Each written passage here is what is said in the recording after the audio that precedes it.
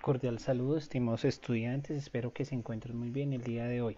El- la clase que vamos a hablar de hoy es sobre dinámica de la transmisión y la adquisición de la enfermedad. Para comenzar, nosotros tenemos que hablar un poco de la historia del origen de la enfermedad. Varios autores denominan que es la evolución natural de cualquier proceso patológico, desde su inicio hasta su resolución, sin que intervenga la mano del hombre.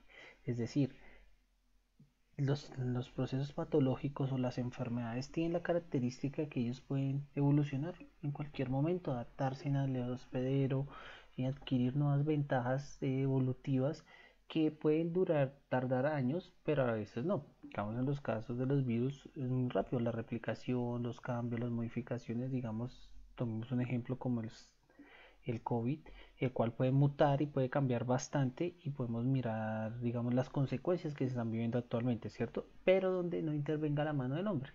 ¿Eso qué quiere decir? Que nosotros no hacemos parte de ese ciclo. O sea, nosotros alteramos la naturaleza, que es diferente, alteramos los ciclos, mas no alteramos el proceso patológico. Inclusive a veces podemos favorecer, aumentar esa patología o ese, digamos, que aumente, digamos, su evolución o se adapte a nuevos hospederos a consecuencia de nuestros problemas ambientales, socioeconómicos, desplazamientos, de erradicación de tierras, de dañar ciclos biológicos ya establecidos donde él es frecuente. ¿Listo?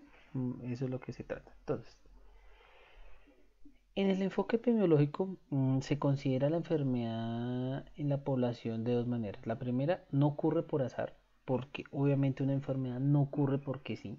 O sea, no es que, ay, sí, pues voy a un lugar endémico y, oh, voy a ver si me da malaria. No, puede ir al lugar endémico y le pudo haber dado y su cuerpo está en las condiciones a las idóneas y fue picado y le dio, por ejemplo. Pero nunca ocurre al azar y no se distribuye homogénica, segundo, no se distribuye homogéneamente, o sea, nunca va a ser de la misma forma, puede variar, puede cambiar, puede tener un diferente comportamiento y esto depende de muchos factores, ya sean ambientales, físicos, químicos, teológicos, culturales y demás. Tercero, tiene factores asociados que para ser causales cumplen de los siguientes criterios. Primero, entre esos criterios tienen que tener en cuenta primero la temporalidad, es decir, toda causa precede a su defecto, es decir, en la temporalidad es el momento donde se está viviendo, el momento que presenta la acción que vive en el instante, digamos, los parásitos, digamos, en este caso un ejemplo, los parásitos, o sea, digamos, en el caso de leishmaniasis, la leishmaniasis es normal, está presente, es constante, entonces, ¿eso qué permite? Que estas temporalidades usted puede encontrar varios efectos tanto secundarios como primarios. Digamos la malaria, digamos la leishmaniasis. La leishmaniasis puede ser cutánea, visceral, ¿cierto? Entonces, digamos, usted lo picó una luxomia, que es el vector encargado de transmitirla, y le generó una llaga. Pero eso en una temporada, ¿por qué? Porque en esa época era digamos, las condiciones ambientales estaban para la reproducción y el desarrollo de esos vectores. ¿Listo? Hay unas fuerzas de asociación, la consistencia de observación, la especificidad de la causa, el gradiente biológico, que es efecto dosis y respuesta, y la plausibilidad biológica. Entonces, dentro de este enfoque epidemiológico, la enfermedad en la población es un fenómeno dinámico, lo cual hace que la propagación sea exclusivamente o depende de la interacción entre la exposición y la susceptibilidad de los individuos. Es decir, que usted, digamos, tomemos el COVID. Entonces, el COVID, usted se expone y se mira lo sensible o digamos cómo está su cuerpo en sus momentos para contagiarse, ¿cierto? Y eso hace que haya unos factores que determinen la presencia de la enfermedad, ¿cierto? Que es dolor de cabeza, todos esos síntomas. Digamos que usted fue expuesto y su sensibilidad era baja y fue infectado. Entonces ahí se empieza a ver en la población esos factores determinantes que hacen la presencia de la enfermedad. Digamos que es lo que hemos escuchado. Fiebre, dolor de cabeza, de gastroenteritis, decaimiento, pérdida del olfato, pérdida del gusto, todo eso, ¿cierto? Y todo esto se considera que es una causa que parece a su efecto, o sea, es lo que llamamos el principio del determinismo causal. Entonces, existen dos modelos de casualidad en epidemiología, ¿cierto? La teoría epidemiológica y el modelo de causas componentes que se describe brevemente a continuación. Entonces, primero la teoría epidemiológica dice que el vector necesita, o el vector viene siendo como el responsable de la transmisión, haga de cuenta malaria, dengue, zika, chikungunya, eh, chagas, y otros tipos de leishmania, obviamente, y otro tipo de enfermedades que digamos están muy relacionadas. Entonces necesitan un agente, ¿cierto? Ese agente es el parásito, el virus, lo que sea. Necesitan un huésped. Ese huésped puede ser nosotros, puede ser reservorio. Nosotros podemos ser reservorios, pero casi siempre son animales, son gallinas, son perros, son cuchas, o sea, zarigüeyas, pueden ser perros, puede ser gatos, puede ser cucarachas, muchos huéspedes incluye y está relacionado al ambiente. ¿En qué sentido? Es lo que les venía comentando. Que en este punto nosotros dañamos los ciclos biológicos y alteramos esos ciclos normales de la naturaleza. O sea, la naturaleza nunca va a perder su ciclo porque nosotros invadamos. Ella sigue normal, ella sigue su curso. Tenga presente como el río, ¿cierto? El río, quiero que lo sepan, el río, hay un dicho que el río tiene memoria. ¿Qué pasa? El río al tener memoria, él sabe por dónde pasaba y siempre va a pasar por ahí. Entonces, si ustedes se dan cuenta, Barranquilla cuando llueve se inunda tremendamente, que se desbordan los ríos. ¿Y por qué en esas zonas? Porque el río sabía y sabe que pasa por ahí. Entonces, a él no le importa quien esté y como esté. Y aquí pasa lo mismo. O sea, si usted altera el ambiente, o sea, digamos, ay, no, vea, esa montañita está bonita, talemos y hagamos la casa. Usted empieza a ser parte de ese ciclo. Y al vector, al parásito, a los hospederos no le importan, porque usted está invadiendo su zona, y está invadiendo su vector. Por eso la teoría epidemiológica nos dice esto, que para eso necesita un agente, un huésped o sea, el vector necesita todos esos tres factores para poder, digamos, que sea, digamos, biológicamente infectivo. Bueno, no se dice biológicamente, que sea una enfermedad, que cause una enfermedad en la población, ¿cierto? Tradicionalmente, la epidemiología de las enfermedades transmisibles se ha centrado en la cadena epidemiológica, porque ¿qué son las cadenas epidemiológicas? Mirar, digamos, las diferentes causas y reservorios, ¿cierto? Esas enfermedades, en consecuencia, es un complejo proceso de interacción de factores inherentes a la gente, al huésped del ambiente, era lo que les estaba comentando. La cadena epidemiológica es la serie de acontecimientos que ocurre en la relación entre estos tres elementos que culminan en el desarrollo de la enfermedad. ¿Cuáles elementos? Los que estamos viendo en el tridente, entre el huésped, el ambiente y la gente. Entonces, hay agentes causales, hay reservorios o fuentes de infección, que es lo que les digo, puerta de salida. ¿Qué quiere decir la puerta de salida? Es el punto de donde está, valga la redundancia, el límite o la salida para infectarse, por ejemplo. Hay mecanismos de transmisión. Digamos, hay gente que sufre de cisticercosis, es por el simple hecho de comer carne mal cocida de cerdo, que genera unos quistes, usted se los come y usted al comérselo, el quiste empieza a recorrer y le puede llegar al cerebro y se le empieza a posar en el cerebro y hay gente que se ha muerto de eso, ¿cierto? ¿Y por qué es? Porque no hay la costumbre, digamos, de cocinar la carne primero y todo el cuento.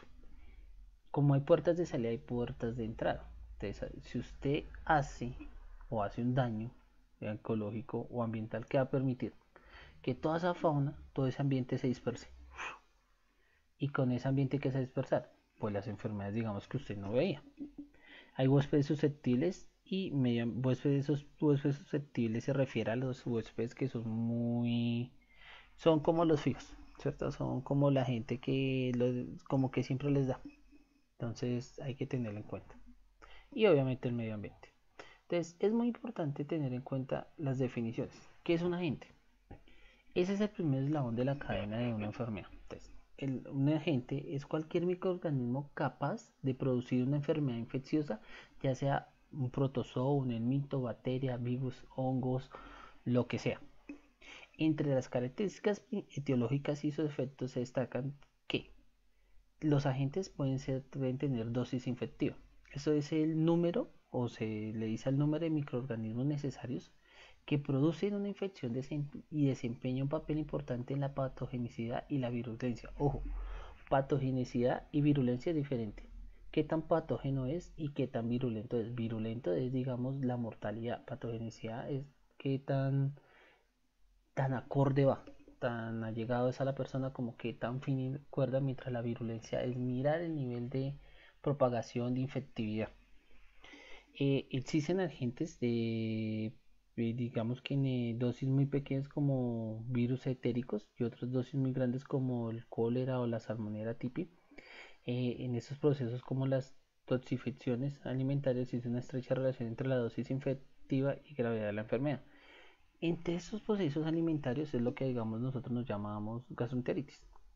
Ejemplo, usted se comió un perro caliente, pura E. coli, pura salmonela. Entonces usted se comió un perro caliente de 1000, le dio salmonela, usted dice, uy, fue madre, me cayó pesado. Entonces tú, tome, y la gastroenteritis, ¿cierto? Entonces uno mira el nivel de infectividad, porque qué tal que usted le haga daño 24 horas después, o sea inmediato.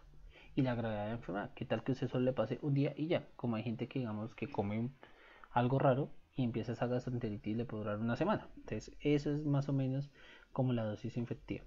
La transmisibilidad, ojo, es la capacidad de la gente para propagarse de un huésped a otro causando enfermedad. Depende de la infectividad, la patogenicidad y de la frecuencia de contacto que el huésped infecta mantenga con el sujeto estable. Poco transmisible, la Neisseria meningitis. Es muy raro que a uno le dé eso.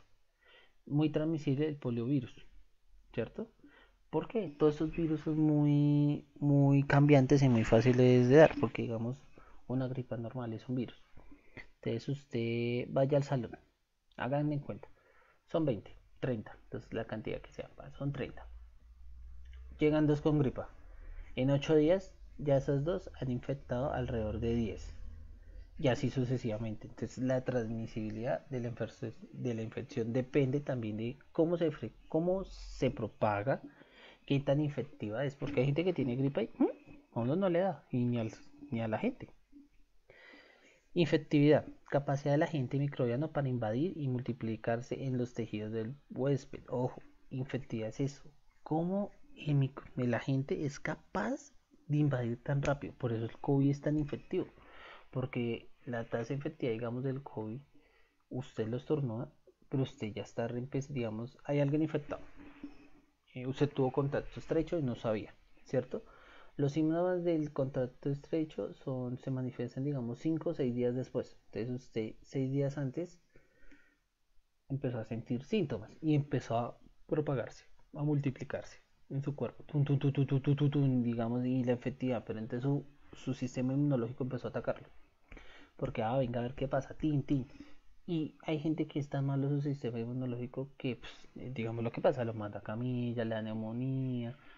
Como hay gente que, digamos, no le da nada. Por ejemplo, puede a gente darle solo dolor de cabeza. Y yo, si no, tengo un dolor de cabeza insoportable, no aguanto. No, eso es, usted puede decir, eso es migraña. Pero no, va a la EPS y dice, no, es que tengo un dolor de cabeza, no me pasa, no sé qué. Y le hacen la prueba, COVID positivo.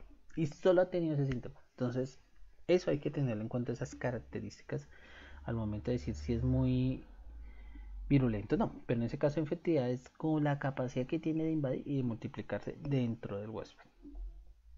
Poco infectivos, digamos, quien invade y actúa a través de una toxina, digamos, de vibrio cólera, muy infectivos, la varicela, el sarampión y poliovirus. Entonces, ustedes saben que la varicela es uno de los virus más difíciles, digamos, si hay un salón lleno de varicela, se puede contagiar la mitad. Entonces, muy infectivo. Patogenicidad, capacidad para producir la enfermedad, depende no solo del agente, sino también de las características del huésped. Es decir, la gripe es poco patógena porque no a todos nos va a dar, ¿cierto? O sea, no todo se va a reproducir la enfermedad, no todos, digamos, es simplemente, no, me da moquito y ya. Hay otros que, tos, fiebre, escalofríos y demás. A diferencia del virus de la rabia o el paludismo, que es la malaria, Entonces, son efectos que, digamos, ya son se produce la enfermedad muy fuerte. Es decir, en el caso de la malaria, la persona le puede dar fiebres altas y lo puede matar. Y eso depende también de la especie que le esté dando. Tenemos el sarampión, que es muy transmisible, muy infectivo y muy patógeno. Entonces, el sarampión es muy transmisible, tanto infectivo y patógeno, que, o sea, que el sarampión, o sea, es tremendo. El polio es muy transmisible, muy infectivo, pero poco patógeno. Es decir, muy poco produce enfermedad o produce algo en el cuerpo. Entonces, eso es para que lo tengan como en cuenta. Pero hay otros que son oportunistas, microorganismos. Digamos, estos organismos, microorganismos oportunistas, no producen clínica ni nada. Condición, digamos, no conduce, no determina una condición del huésped, pero sí le genera, digamos, con una gripa o algo. Pero no generan más allá, o sea, viven de la persona, más no hacen daño, ¿cierto? La virulencia, que la virulencia capacidad para producir la enfermedad grave, o sea, patogenicidad, capacidad de producir la enfermedad. Virulencia, que la enfermedad se vuelva grave. Entonces es una propiedad del microorganismo que modula la respuesta del huésped. Decir, tan virulenta la cepa, porque esos, digamos, son cepas variables que pueden determinar eso y nos puede, digamos, decir si es muy virulento o simplemente es virulento. Digamos, el tétano pero es poco infectivo, pero es virulento, ¿cierto? Digamos, el COVID es muy virulento, pero hay otros que son simplemente virulentos, como la polio, porque es poco patógeno, pero cuando produce clínica es grave. O sea, no produce tanta enfermedad, pero cuando ya se agrava o la virulencia aumenta, o digamos como, tómenlo así, como la carga viral empieza a aumentar, esto se vuelve un poco más difícil y se vuelve grave. O sea, cuando se complica la cosa es que la virulencia está alta. ¿Listo?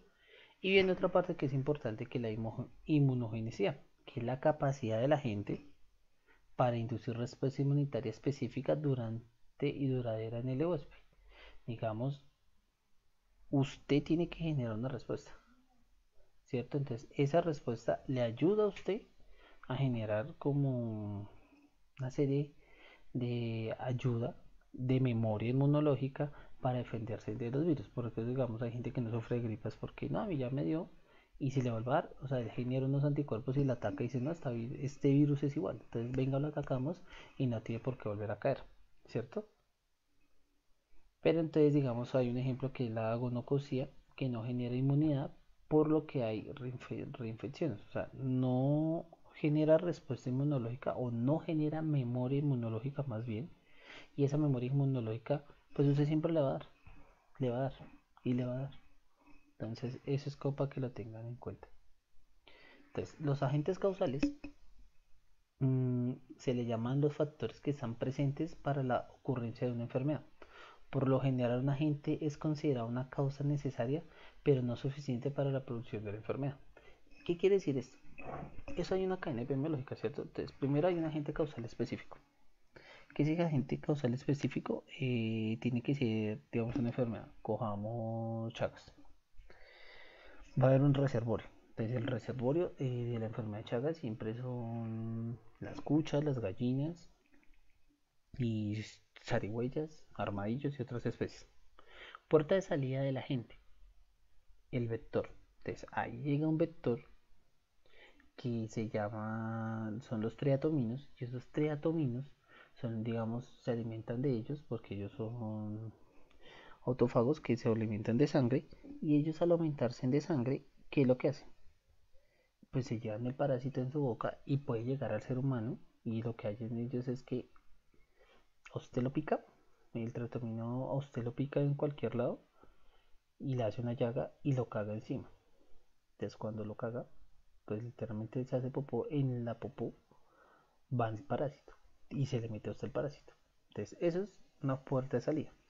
Hay un modo de transmisión de la gente, claro, que es como les digo, que invade las zonas y es cuando el parásito llega, el vector llega.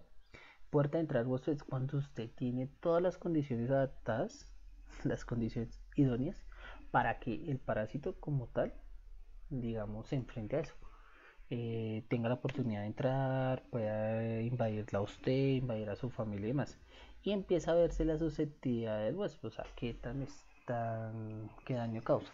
Digamos en la enfermedad de Chagas, digamos se puede darle Chagas, ¿cierto? Le dan un tratamiento fuerte, pero a futuro se puede tener cardiopatía. O incluso se puede tener ser joven y no le da digamos, no le da, o sea, no le detectaron Chagas, o usted nunca le dio algún síntoma, pero después de viejita empieza a verse el corazón, ¿cierto? Si no, es que me duele el corazón, entonces, uy, se le agrandó y eso puede estar relacionado a las Chagas. Entonces hacen unas pruebas de inmunidad, de mirar si usted tiene anticuerpos del parásito y de pronto pueden aparecer, o de pronto no, así de fácil. Pero entonces eso está relacionado. Entonces, si ustedes se dan cuenta, todo es una cadena que está relacionada tanto a lo ambiental como lo social, lo ecológico y lo personal. Entonces hace que esos ciclos se alteren y generen ese tipo de enfermedades, ¿cierto? Porque una enfermedad, porque surge por la necesidad de buscar otras cosas. Digamos, el COVID, ¿cómo surgió? Dicen que es por un murciélago, ¿cierto? ¿Y qué pasó? Los chinos comieron murciélago. ¿Y qué cosa? Preciso ese, ¿cierto? Y porque años atrás, o muchos años atrás, si se comían muchos murciélagos, no había pasado, sabiendo que el murciélago lo transmite. Ahí les dejo la inquietud para que lo piensen. Y me cuentan que quiera contarme, me escribe. Entre los agentes causales hay biológicos y no biológicos. Los biológicos hay bacterias, protozoarios, mitozoarios, hongos, riquecias, virus y prionios que son, digamos, ya un poco más fuertes. Y no los no biológicos que están en la parte química, digamos los pesticidas, aditivos, alimentos, fármacos, industria y los físicos. Fuerza mecánica, el calor, la luz, la radiación, el ruido, todos esos factores son agentes causales para que haya una lesión. Digamos, yo hablo ahorita de biológicos porque son la salud, ¿cierto? Pero físicos como cuál. Digamos, tanto tipo ustedes estar chateando, digamos, o pegados a un computador en una mala postura que genera daños en la columna. Eso viene es un proceso, un daño físico, ¿cierto? Porque daña la mecánica. O sea, acuérdense que nosotros somos una máquina perfecta, pero que si nos hace falta una pieza, empezamos a dañarnos. ¿Qué es el huésped?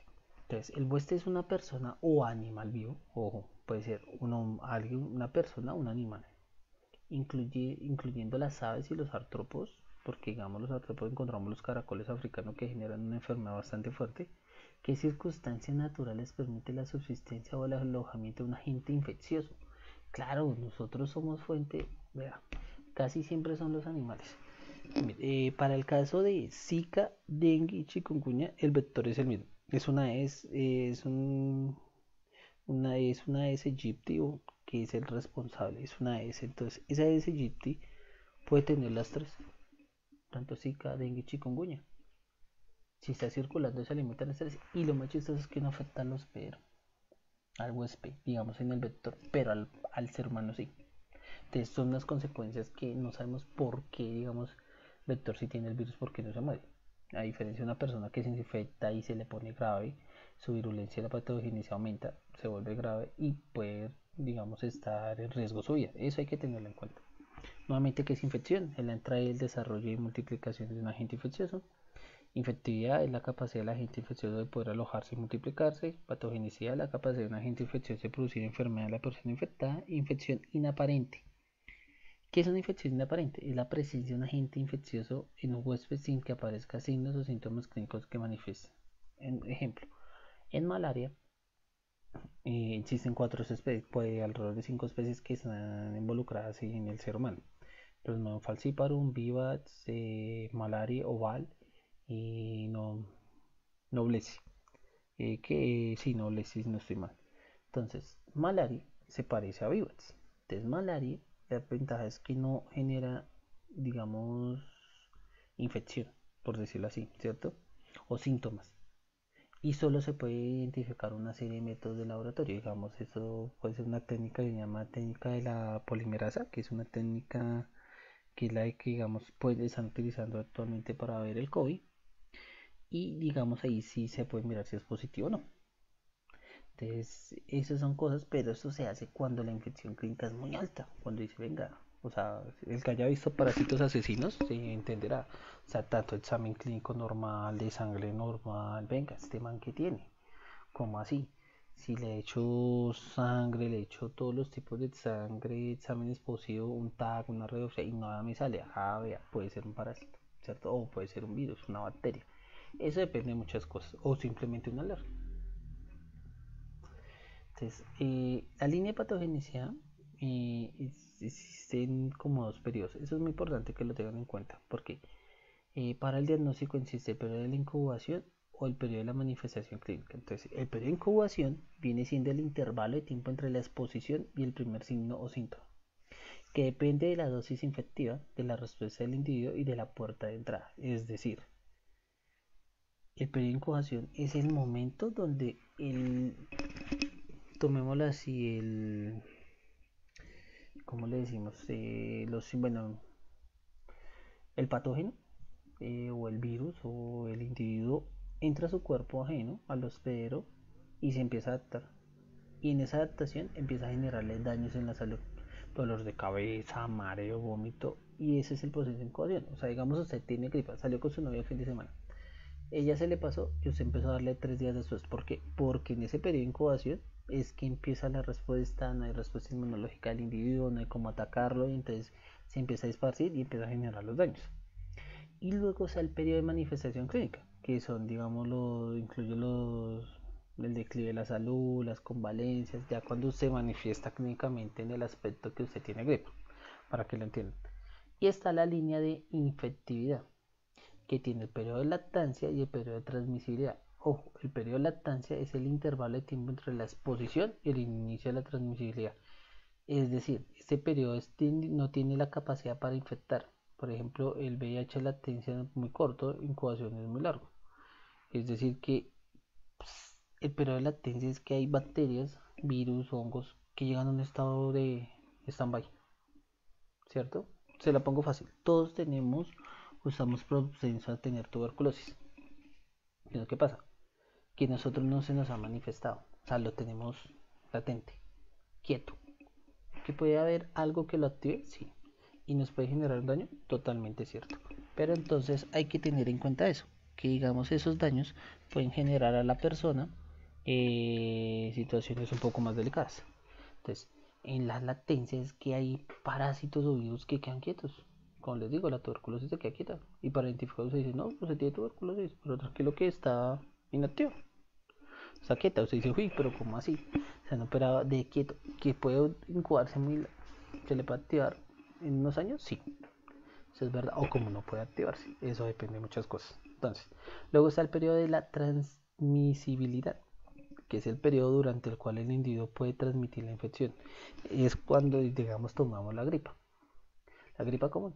Entonces, 3 días usted besó a su novio y le dijo, ay no, mi amor, está enfermo, y empieza a toser así súper fuerte y se da cuenta que infectó a su novio. Entonces, ahí está el proceso de transmisión. Es lo que pasaba al COVID al comienzo. Que digamos la tasa de infección era de una persona puede infectar a tres. Ahorita estamos de 1 a 1. Entonces, la tasa anterior era más alta porque los índices de infección ya están altos. No quiere decir que esté bajando el COVID, obviamente, pero digamos ya no es 1 a 1, no es 1 a 3, o sea, por una persona infectada puede infectar a 3, no, ahora ya se vuelve de 1, puede infectar solo a 1. Entonces ya la tasa bajó casi un 300%, miremoslo en ese sentido. Entonces, una enfermedad transmisible en un huésped evoluciona según dos líneas evolutivas que transcurren, ¿cierto? Que era la que les decía, la transmisión inicial o primaria, que es cuando la patogenia en la afectada está, digamos, incubándose. Ese proceso de incubación, digamos, de respuesta, de que mirar cómo se adapta el paciente, o puede estar digamos, en el estado de latencia, y miran la parte clínica, o sea, digamos, tipos de generaciones, que digamos que no, es que mi familia es tendencia a tener ese tipo de salud, ta, ta, ta. Entonces uno dice, puede ser una persona que lo pueda transmitir, o sea, transmitir. Y se da la parte secundaria, que es la parte de la incubación, o sea, es cuando usted ya pasa a un segundo enfermo, o sea, es cuando usted ya la transmite a otra persona. A esa persona le pasa lo mismo, va a un proceso de incubación y un proceso de latencia de la enfermedad, una transmisibilidad y unos procesos clínicos y se lo pasa a un tercero. Entonces, un segundo enfermo, o sea, una tercera persona. Y eso se vuelve una cadena. Entonces, toda esta cadena que permite entender que la infección va más allá de los procesos. Es decir, cuando usted tiene gripa, pues cuídese y no infecta a los demás, porque se la pongo fácil. Si usted da con alguien que tenga, digamos, SIDA, y usted no lo sabe, y tiene una gripa asquerosa, son personas que son inmunosuprimidas. Y las personas inmunosuprimidas son personas que no tienen un sistema inmunológico adecuado, es decir, una gripa y los patea. Entonces, uno hay que ser consciente en eso, ¿sí? Es como el COVID. Si yo tengo COVID, ¿yo para qué voy a salir a la calle? ¿Para qué voy a arriesgar a mi familia? Pues yo me quedo en la casa y si me muero solo. O muero acompañado. Algo haré. Pero no estoy arriesgando la vida de los demás. Que digamos la cultura que digamos a uno le pasa. ¿Listo? Entonces, también existe otro que, bueno, el modelo de componentes causales, que es un modelo de multicasualidad que se aplica casi a todo tipo de enfermedad. Eso lo dijo Rodman en el 81. Este modelo de enfermedad es producida por un conjunto mínimo de condiciones que actúan en concierto. ¿Qué quiere decir en concierto? Que están alineadas, o sea, está dado para que la enfermedad se dé. O está tanto, y mejor dicho, para que me entiendan, se alinearon los astros. Ya. Anécdota, se los pongo así. Yo estaba de viaje con mi esposa y estamos los dos. Normal, fuimos a pasear y todo el cuento. Y a ella la picaron y a mí también. Ya adiviné. Ella le dio chikungunya y a mí no. O sea, las condiciones estaban dadas para que ella tuviera, yo no. Y fuimos picados al mismo tiempo, pero a mí no me dio chikungunya, a ella sí. Entonces, esas son cosas que uno hay que tener en cuenta, ¿sí? Que todas las posibles condiciones o eventos que se den, eso se le van a llamar causas componentes. ¿Cierto? Esas causas componentes son, digamos, la herramienta base para que la enfermedad se desarrolle. Y hay algo que se llama conjunto mínimo, que son las condiciones que actúan en concierto y producen la enfermedad, se denominan causas suficientes. Es decir, ese conjunto mínimo de acciones hace que sean mínimas. ¿Para qué? ¡Pum! Para que usted se enferme. Tómela. Ahí le dio. Ahí no hay pierde. Es como el COVID. Tiene causas suficientes. Solo que alguien diga, achú, usted se puede enfermar. Ya, 4 días. Listo. 5 o 6 días le está manifestando. Se reposa 14 días. Ya lleva 20. Al 21 día usted ya sale. Que es como lo que dura el proceso.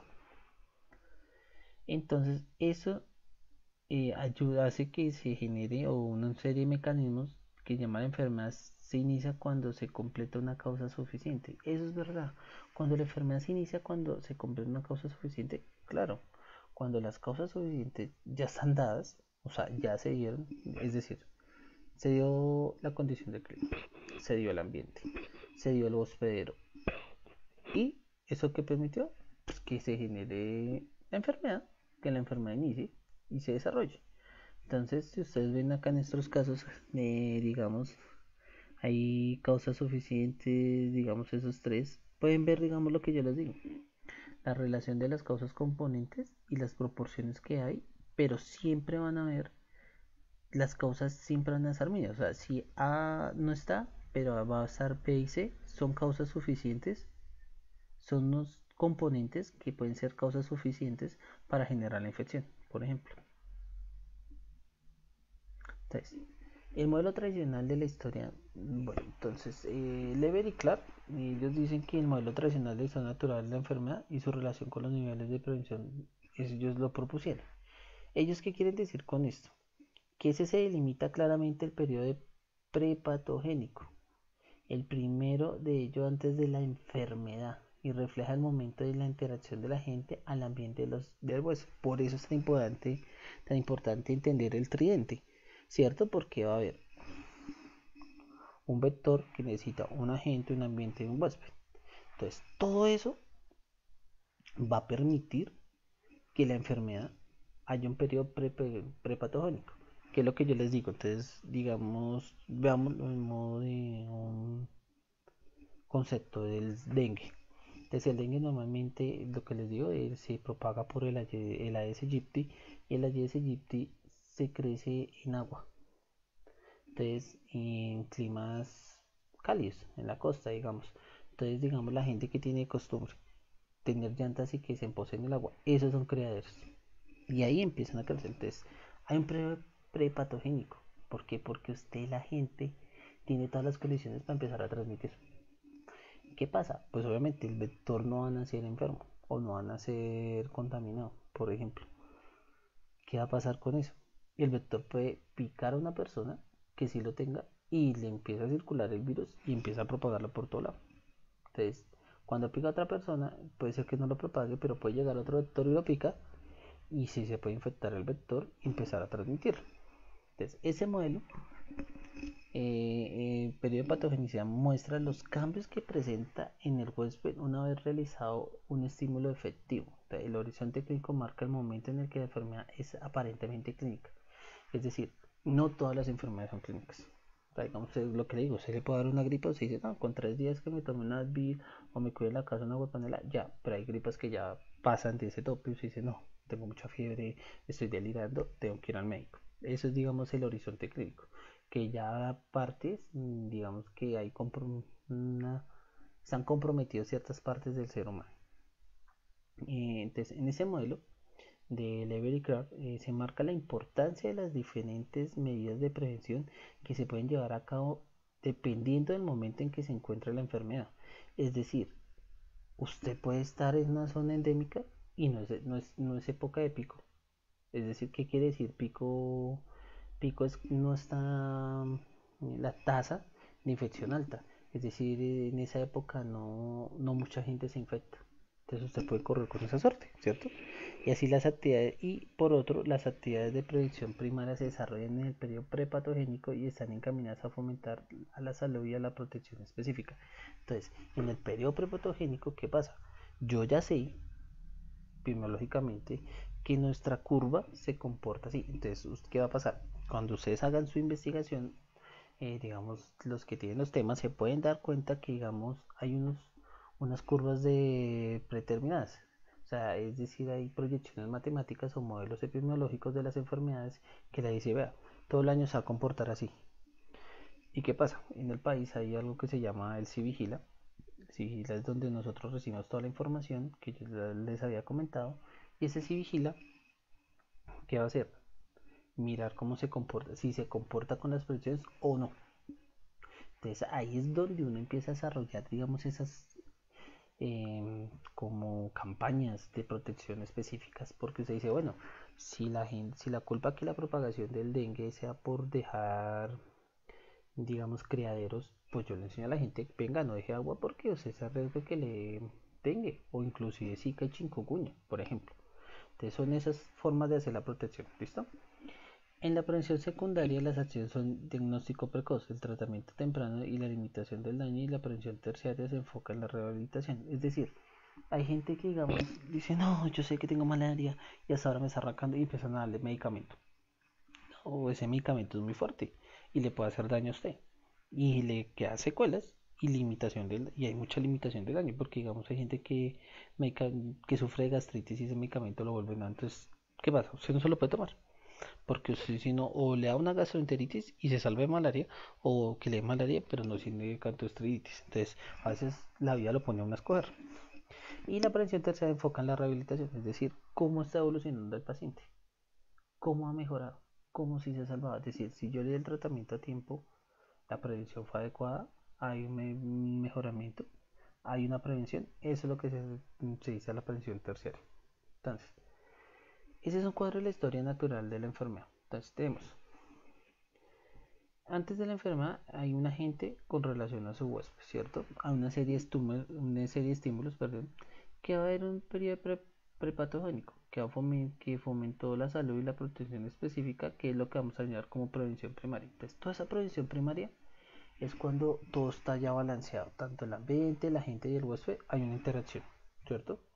Pero entonces acá se viene a ver varios procesos, que la prevención secundaria, ¿cierto? Entonces, cuando la prevención secundaria es cuando ya vamos a empezar el periodo de patogenicidad. Entonces, hay periodos de lactancia, hay interacción de estímulos, huésped, reacción del huésped y no le pasa a la persona y queda en lactancia, ¿cierto? Cuando ya no hay lactancia, hay cambios tisulares, o sea, cambios corpológicos, cambios eh, celulares, de órganos y todo el cuento, y empieza la parte de la parte clínica. Entonces, toda esa parte clínica empieza a generar signos y síntomas de alarma, como puede ser de alarma o como pueden ser que no. Y empieza uno a ver esos síntomas y deja de efectos o daños.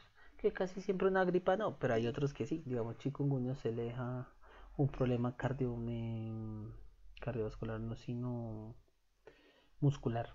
A veces se le contraen los músculos se cansan, o digamos en el caso de Chagas, la enfermedad genera problemas de cardiopatía a futuro.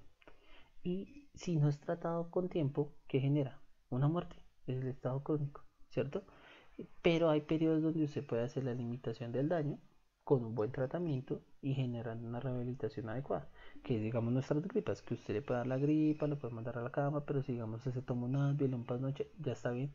Como al día siguiente me está medio bien, pero si se toma otros con medicamentos constantes, al segundo día usted ya está bien. Entonces, esos son, digamos, periodos de prevención, que donde usted mira donde se previene y todo el cuento, porque cuando usted ya se rehabilite y ya no tiene la gripe, usted no va a salir a bailar. Usted tiene que dejarle al cuerpo que reaccione, que se enfrente de a poquito, y estimularlo para que no pase a mayores. Entonces, si ese nivel es de prevención. Entonces, el nivel de prevención primario, ese se le denomina las acciones destinadas a impedir la aparición o disminuir la probabilidad de ocurrencia de las enfermedades. Actúa sobre el periodo prepatogénico, modificando los factores de riesgo o previniendo las acciones del agente etiológico. Comprende la promoción, el fomento de la salud y la protección específica.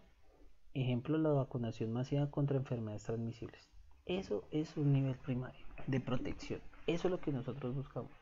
Que se diga, ok, mi campaña va dirigida, digamos, a los problemas cardiovasculares de la gente. Entonces yo sé que si comen grasa se le aumenta los triglicéridos o muchas harinas y demás, y puede tener un problema cardíaco, le puede dar un infarto. Entonces yo que le recomiendo hacer una dieta balanceada, ¿cierto? Esa es la primera parte. Haga esta dieta. Y aquí pasa con las vacunas. Una vacuna masiva contra enfermedades transmisibles. ¿Y qué pasa? Si usted hace la vacunación, no va a haber infección. Aquí que vemos la división de acciones. Es decir, hay acciones que nos van a permitir promover la salud, acciones sobre el individuo como tal, como el paciente, y la protección de la salud, acciones sobre el medio ambiente. Es decir, una va a atacar, digamos, o va a enseñar, qué es lo que uno debería hacer, al paciente. Vea, educarlo. Si usted hace esto, pasa esto, pasa esto, pasa esto. Ah, pero es que yo también. No, su merced, pero uno no hay que cambiar los activos. Pues si usted quiere vivir más tiempo, pues está en su derecho. Y pero si usted quiere vivir más tiempo, hay que cuidarse. Hay gente que sí, hay gente que no. Y la protección de la salud es mirar qué pasa, qué entorno sociodemográfico, psicosocial, ambiental, dónde vive, con quién convive, hace que, digamos, se pueda generar una protección y no sé en estos casos. Entonces, en pocas palabras, consiste en acciones destinadas a detener la evolución de la enfermedad durante la fase presintomática. Es decir, enseñar a la persona. Por eso, digamos, ustedes les dicen, en el mes de agosto es el mes de los vientos. De nosotros los que vivimos en Bogotá muchos años, ya sabemos que agosto es una época de frío. Entonces usted no va a salir en esqueleto. Porque ¿qué le va a dar? Le puede dar gripa, le puede dar problemas respiratorios, le puede dar una neumonía y demás. ¿Por qué? Porque el clima del ambiente está dado para que se dé, o sea, hay las causas y el efecto. Y volvámonos acá un poquito para que lo entendamos, que están las causas suficientes para que se dé la enfermedad. Entonces, eso es lo que nos ayuda a nosotros y tenemos que tenerlo muy en cuenta. Bueno, nivel secundario es cuando usted empieza a hacer pruebas de tamizaje o screening. Es decir, bueno, en esa época de agosto y septiembre que son de lluvias y de vientos fuertes, vamos a mirar si la gente o a quién afecta más el sistema respiratorio. Entonces usted hace una prueba de tamizaje, o sea, determina, permite la detección precoz, es decir, vea, si nosotros nos damos cuenta de ahorita, el otro año ya sabemos que el adulto mayor es el que va a estar más presente, por ende las campañas dirijámoslas a ellos y a los niños menores de 5 años. Entonces usted mira qué frecuencia se acompaña de menor morbimortalidad si se realiza un tratamiento precoz, morbimortalidad si se mueren y la morbilidad del cuento. Entonces, ¿esto qué pasa? Que mira si son eficientes hacer esas campañas o esos seguimientos para atacar al grupo, digamos, que uno ve que es más afectado por esas épocas. ¿Qué comprende? Un diagnóstico precoz, es decir, que yo le digo, bueno, esta persona ya viene como con síntomas, hagámosle una prueba de pulmonía, por ejemplo. Un tratamiento por no, no, sé como solo tiene un grosso, como que le escucha una pequeña tos, tómese este medicamento para que le pase. Y prevenciones de secuelas, es decir, que si ese tratamiento es muy fuerte y le hace daño, hay que mirar las secuelas que le da. ¿Por qué? Porque usar frenar una gripa, en este caso lo digo de gripa, usted no deja que el sistema inmunológico genere una memoria. Entonces, si vuelve a dar otra gripa, puede ser la misma, pero su cuerpo no reconoce porque usted no permitió que, digamos, reconociendo, dijera, oh, vea, esta gripa se mata así, y luego sí, como dar la causa, ¿listo? Entre esos programas donde se trabaja en nivel secundario están los diabéticos, los de tuberculosis y los de PROSET.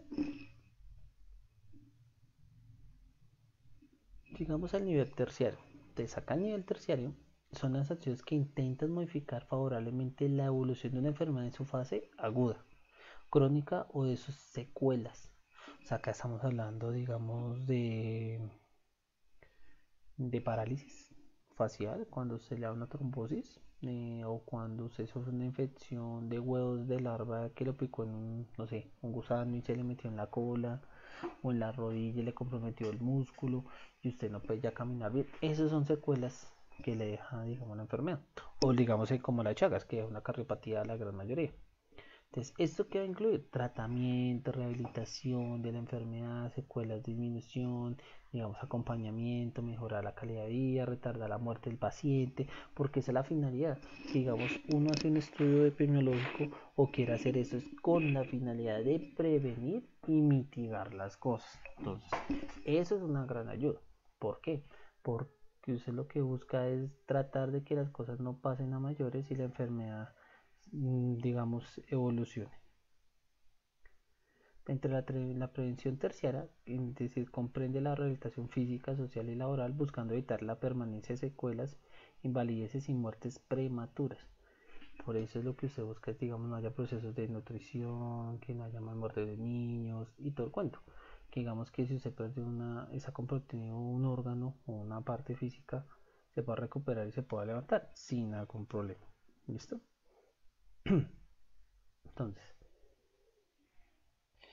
Entonces, ya para finalizar, muchachos, entonces acá vemos el modelo de la historia de la enfermedad. Este modelo asume que los casos clínicos de enfermedad pasan por una fase preclínica detectable y que en ausencia de intervención la mayoría de los casos preclínicos progresan a fase clínica. Es decir, hemos visto todo prácticamente. Que tiene un periodo de latencia, ¿cierto? Un periodo de incubación, un periodo de síntomas, un periodo de infección, ¿cierto? Entonces, usted es una persona que está en exposición o es susceptible. Entonces, si es susceptible, va a generar un periodo de latencia, un periodo de incubación, unos cambios patológicos, va a generar una enfermedad subclínica, ¿cierto? O sea, como los primeros síntomas. Cuando todo este proceso pasa, digamos el periodo de incubación, latencia, pasa a un periodo de infección y a un periodo sintomático, que es las personas sintomáticas, no asintomáticas, como dicen, que hay gente que es asintomática, es decir, que no tiene síntomas, pero tiene la enfermedad, digamos como gente del COVID, o gente que tiene síntomas, pero tiene la infección, se les llama sintomáticos. Son signos y síntomas y hay un diagnóstico de enfermedad clínica. Entonces ahí se llama la fase clínica donde progresa la enfermedad y lo que luego va a dar la recuperación, las incapacidades, la humanidad, el estado de portador o pues algunas veces la muerte. Entonces, ¿qué les quiero decir, muchachos? Con ese panorama vemos que la naturaleza de la enfermedad está relacionada a muchos efectos, a muchas causas ambientales, sociales y demás factores. Eso es súper importante que lo tengan claro porque esto es como el origen de cómo se originan las enfermedades y ayudan, ¿listo? Entonces para que lo tengan en cuenta. Entonces no siento más, muchachos, espero que les haya gustado la clase del día de hoy. Estoy pendiente y vamos a realizar un taller que les voy a dejar en tareas. Bueno, quedo atento, que pasen una excelente día, hasta luego.